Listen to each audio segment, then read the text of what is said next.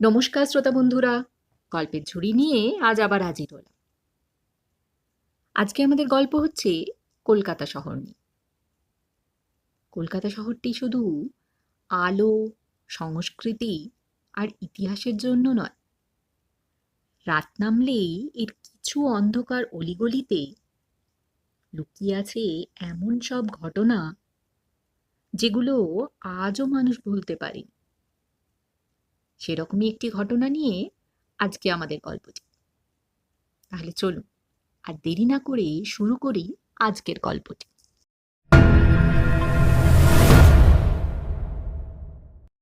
2009 সালের এক বর্ষার রাত, উত্তর কলকাতার এক পুরনো জমিদার বাড়ি, লোকমুখে নাম চৌধুরী বাড়ি। বাড়িটা বহু বছর ধরে প্রায় পরিত্যক্ত। চারদিকে উঁচু দেওয়াল, ভিতরে বিশাল উঠোন আর কাঠের সিঁড়ি, যেগুলিতে পা পড়লেই কেঁপে ওঠে।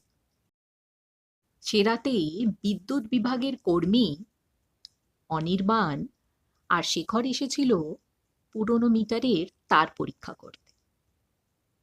রাত তখন প্রায় 11টা।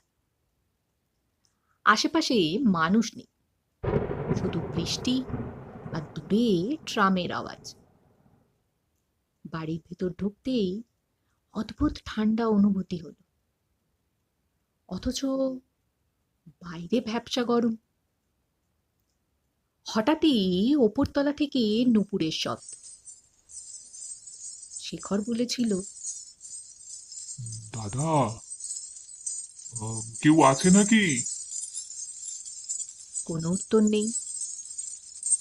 নুপুরের শব্দ আরো কাছাকাছি আসে। অনির্বাণ টর্চ জ্বালিয়ে সিঁড়ির দিকে তাকাতেই দেখে সাদা শাড়ি পরা এক মহিলা দাঁড়িয়ে। মুখটা স্পষ্ট নয়, কিন্তু চোখ দুটো অস্বাভাবিকভাবে বড়। তিনি কিছু বলছেন না, শুধু ধীরে ধীরে সিঁড়ি বেয়ে নামছে। পরের মুহূর্তেই টর্চের আলো নিভে যায়। এক সেকেন্ডের জন্য সম্পূর্ণ অন্ধকার, আর তারপর এক বিকট কান্নার শব্দ। ভয়ে দুজনেই দৌড়ে বাইরে বেরিয়ে আসে। বাইরে বেরিয়ে এসে দেখে ঘড়িতে তখন ঠিক 11:40। কিন্তু তারা ভেতরে ঢুকেছিল মাত্র 5 মিনিট আগে। প্রত্যক্ষদর্শীদের ধারণা অনুযায়ী ভেতরের অবস্থানের সময়কাল কমপক্ষে 20 থেকে 25 মিনিট হওয়ার কথা।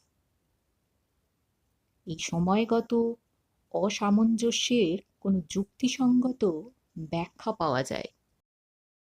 পরদিন সকালে স্থানীয় এক বৃদ্ধ জানালেন, বহু বছর আগে ওই বাড়ির এক বধূ আত্মহত্যা করেছিল। মৃত্যুর সময় তিনি নাকি সাদা শাড়ি পরেই সিঁড়ি থেকে পড়ে যায়। আজও রাত 11টা থেকে 12টার মধ্যে ওই এলাকার অনেকেই নুপুরের শব্দ শোনেন। বর্তমানে বাড়িটি এখনো পরিত্যক্ত, বিদ্যুৎ সংযোগ অকার্যকর। তবু প্রতিবেশীদের দাবি, মাঝে মধ্যে গভীর রাতে ঘরের ভেতর আলো দেখা যায়। যদিও কোনো বৈধ সংযোগ নেই, ঘটনাটি কোনোভাবেই প্রমাণযোগ্য নয়। তবে একাধিক সূত্র ও প্রত্যক্ষ অভিজ্ঞতার মিল এটিকে নিছক গুজব বলে উড়িয়ে দেওয়ায় কঠিন। আজও রাত নামলেই ওই বাড়ির সামনে লোকজন থামতে চান।